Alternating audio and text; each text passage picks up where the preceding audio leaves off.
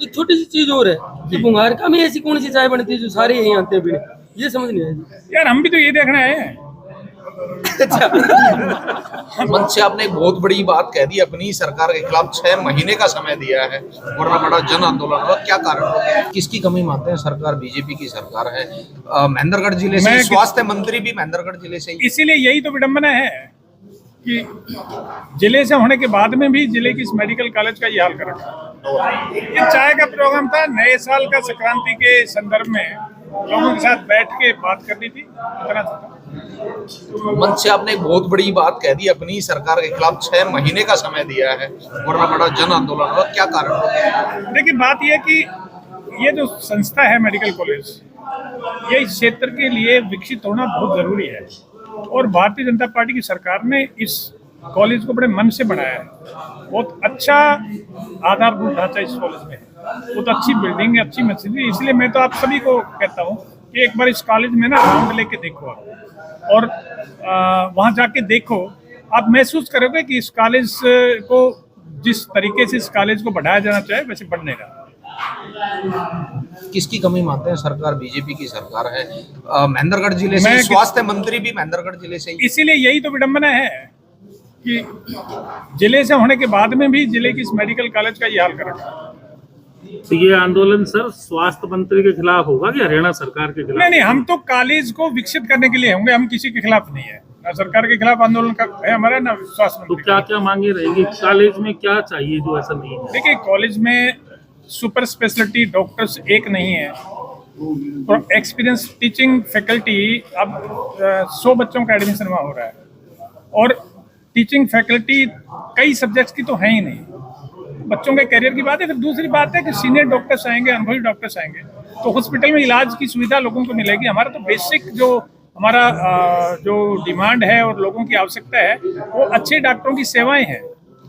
हम तो सिर्फ इतना चाहते हैं कि रोहतक रेफर करते हैं, जयपुर हम ले जाते हैं, जयपुर रोहतक गुड़गांव जाने से हमारा पीछा छूट गया। ये कॉलेज हमारे जो जितने पेशेंट्स हैं, गंभीर बीमारियां जो क्रिटिकल पेशेंट्स हैं, उनकी देखभाल, उनका इलाज इस कॉलेज में होने लग गया। सिर्फ इतना चाहता है। राजनीति का भी जिक्र किया सर आपने, तो क्या जो है खुद से थोड़ा सा उसका हो पाएगा? खुलासा कोई नहीं। मैं ये कहता हूँ कि ये कॉलेज मतलब जिस तरह से चलना चाहिए चला नहीं जा रहा, बस यही है। डॉक्टर साहब, चाय तो बुंगारका में पी जा रही है, सारा दिल्ली की तरफ था, काफी सारी चीजें आपने बताई, स्पष्ट नहीं हो पाया। देखिए बात सुनिए, मैंने तो सिर्फ इस क्षेत्र की राजनीति पे एक चर्चा की है।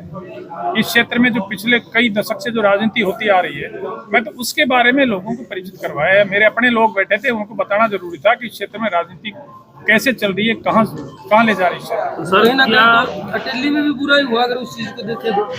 देखो मैं इस बातों में चर्चा नहीं करता। मैंने तो जो कहना था उस स्टेज पे कहा है, आप लोगों ने रिकॉर्ड भी रखा है, उसको चला लेना सुन लेना। तो आज सर कामदार की नामदार से सीधे ऐलान लड़ाई का कहा जा सकता है? नहीं, मेरी किसी से लड़ाई नहीं है। मैं ये कहता हूँ कि क्षेत्र के हित में फैसले होने चाहिए। क्षेत्र के हित में जो काम करें वो राजनीति में रहें, जो काम ना करें उनको कोई हक नहीं। क्षेत्र नामदारों को संदेश तो गया है सर, आप किस चीज से कहना है? मुझे नहीं पता किसको संदेश गया, कौन संदेश इस मिलेगा। मुझे अपनी बात जो कहनी थी क्षेत्र की राजनीति के प्रति, मैंने कह दी। एक छोटी सी चीज और है कि बुंगारका में ऐसी कौन सी चाय बनती है जो सारे यहीं आते हैं पीने, ये समझ नहीं आया जी। यार हम भी तो ये देखना है। हमें भी जब इतने बड़े बड़े नेता यहाँ, और वो तो कांग्रेसियों के यहाँ चाय पी के गए थे, मैं तो अपने जो मेरी मदद की सारे बुंगारका गांव ने, उनके यहाँ चाय पीने आया हूँ। वो तो जहाँ आप उस दिन के 3 प्रोग्राम थे चाय के, आप सारे पत्रकार हो, आपको सारी नॉलेज है। अब बता लो तीनों में से एक भी भारतीय जनता पार्टी का सपोर्टर या वोटर था क्या, जिन्होंने दिन रात कांग्रेस के लिए काम किया था, उनके यहाँ चाय पी के गए। तो वो बातें, क्योंकि वो बड़े हैं, वो पी सकते हैं विरोधियों के यहाँ भी। मैं तो विरोधियों का नहीं तो पी सकता। मैं तो अपना जो हमारी पार्टी के वर्कर से गांव है, इस गांव ने मेरे को बहुत बड़े वोट दिया है। आज जो भीड़ उमड़ी सर, इतना किया था आपने इसका कि इतना हुजूम उमड़ेगा? एक मिनट, इधर से एक सवाल है। एक सवाल ये सर कि इतनी जो भीड़ आई है, इसका आपने इल्म था ऐसा कि इतना? नहीं, हमने तो सिर्फ चाय पर निमंत्रण दिया था, कोई चाय है वहाँ, ये लोगों का प्यार है। और भीड़ जोरी जी पहली बार थोड़ी आई है। भीड़ आपने दोंगड़ा हीर में नहीं देखी। और दोंगड़ा हीर की भीड़ तो मैं बताऊं आपको, मैंने उस दिन दोंगड़ा वालों को कह दिया था, उनको थारा पीछा छूट गया आगे रैलियों से। मगर ये बड़े नेता वहाँ रैली करने की हिम्मत नहीं करेंगे। हर कोई कर ले तो मेरे को बता देना। यहाँ फिर चाय भी नहीं पिएगा कोई। महेंद्र जिले की रैली जिस दिन ये नेता करें तो उस दिन हम मान जाएंगे कि इनकी बहुत पॉपुलरिटी, बहुत लोकप्रियता है, उसको भर के दिखा देंगे ग्राउंड। इसको ये माना जाए कि हाँ अब चाय भी नहीं पिएगा हाँ जी, अभी दोबारा की चाय की चाय तो कोई कहीं भी पी सकता है यार, चाय की बात।